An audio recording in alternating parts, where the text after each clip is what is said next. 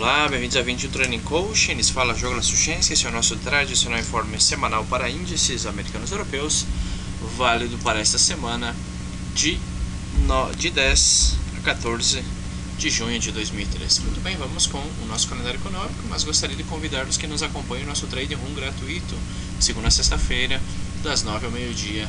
Você pode nos acompanhar aqui gratuitamente. Vamos com o nosso calendário econômico, uma semana bem tranquila, bem light, de fato, com poucas notícias de alto impacto. Vamos ajustar aqui a zona horária.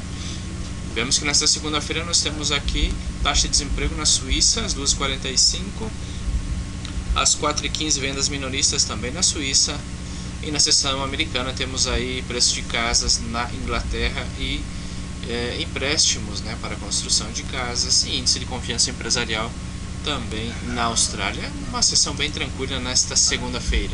Já na terça-feira nós temos aqui algumas notícias na sessão asiática, taxas de juros no Japão ainda por definir o horário. Também temos declaração do Banco Central japonês, também com horário a definir. Às 5h30 da manhã, produção industrial na Inglaterra, produção manufatureira e também semanal e mensal naquele país. Já na sessão americana, totalmente tranquila, sem muitas notícias de alto impacto. Já na seção asiática nós temos aqui no Japão o índice de preços de bens corporativos, seriam as principais notícias para esta sessão. Já na quarta-feira nós temos aqui várias notícias de médio impacto na zona do euro, como por exemplo nóminas francesas, aí alguma volatilidade no K40. Temos aqui também o IPC alemão, IPC francês. Na zona do euro, o IPC da Espanha, volatilidade para o IBEX 35. Às 5h30 da manhã, mudanças de pedidos, mudanças nos pedidos de desemprego na Inglaterra, produção industrial na zona do euro, semanal e mensal, IPC de Portugal.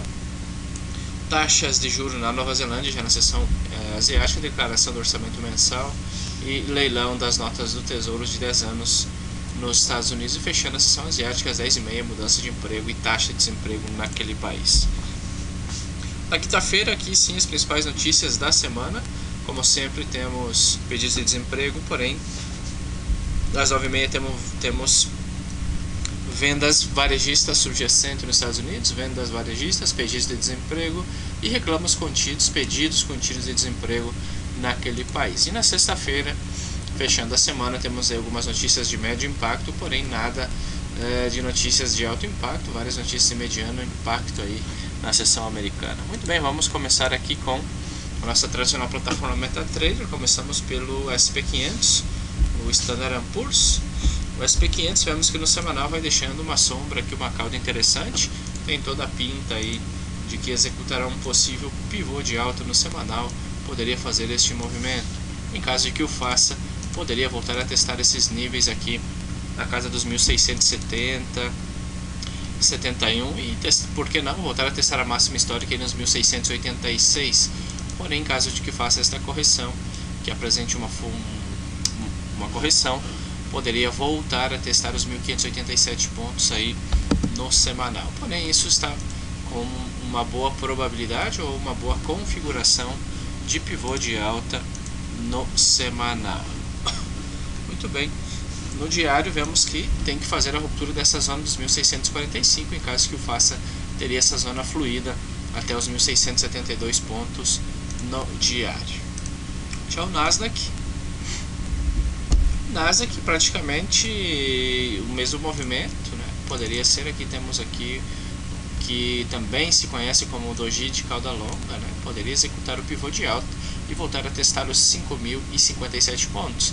Porém, em caso de que aconteça algo excepcional, poderia vir a visitar os 2.932 e, por que não, os 2.876.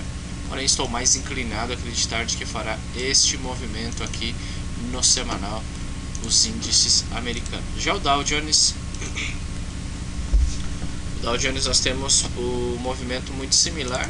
A diferença é que o Dow Jones está mais próximo das máximas históricas, dos 15.518, e poderia sim, senhor, voltar a testar aí essas máximas. No diário, vemos aqui que o Dow Jones faz um breakout failure, uma ruptura falida aqui desta LTA terciária no diário, agora está tratando de romper os 15.243 pontos nessa resistência no diário. Em caso de que o faça, poderia vir a visitar aqui esses níveis dos 15.395 pontos.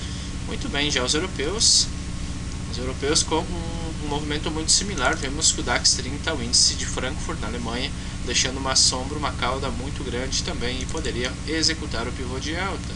Porém, em caso de que venha continuar com a força baixista, os 8.080 pontos poderiam ser o seguinte suporte. Em caso de que execute o pivô de alta, os 8.467 pontos seriam a seguinte resistência. No diário, vemos que faz um shakeout, uma vela envolvente muito forte, muito grande, força compradora total, diminui bastante, né, digamos 50% a sua sobrecompra, que estava no marco diário, e tem fluidez para visitar os 8.363 pontos. Em caso de que faça a ruptura, poderia voltar a visitar esses níveis aqui nos 8.465 pontos, porque não, topo anterior nas máximas do DAX 30. Muito bem, o K40 é o índice de Paris. Vemos no semanal um movimento bastante parecido, porém o K40 apresentou uma correção mais profunda. Deixa uma sombra, uma cauda também, porém mais tímida, digamos. Então vamos ver aí se terá forças para voltar a testar esta LTB no semanal. Já no diário, faz também uma vela mais tímida, está atacando essa resistência nos 3.877. Em caso de fazer essa ruptura, poderia voltar a visitar aqui os 3.931 pontos, teria essa zona de fluidez. Porém, seria importante conseguir o breakout desta região. Já o FTSE, o índice de Londres, vemos que no semanal também faz uma correção mais profunda. De fato, entre os índices era o que apresentava maior debilidade, ou com maior força vendedora, como queiram. Fez a ruptura aqui dos 6.362, deixando uma cauda aí, uma sombra de absorção. Veremos também se repicará. Em caso de que faça uma correção ordenada, poderia ser apenas para a formação de um pivô no semanal. No diário, tem espaço para visitar aqui os 6.443 pontos. Em caso de que o faça, poderia romper e vir aqui aos 6.540 pontos. O FTSE é o índice mais débil de fato. Eu esperaria a ruptura desta SMA 200 em 4 horas e buscaria um mínimo maior ao pivô de alta acima para uma possível compra.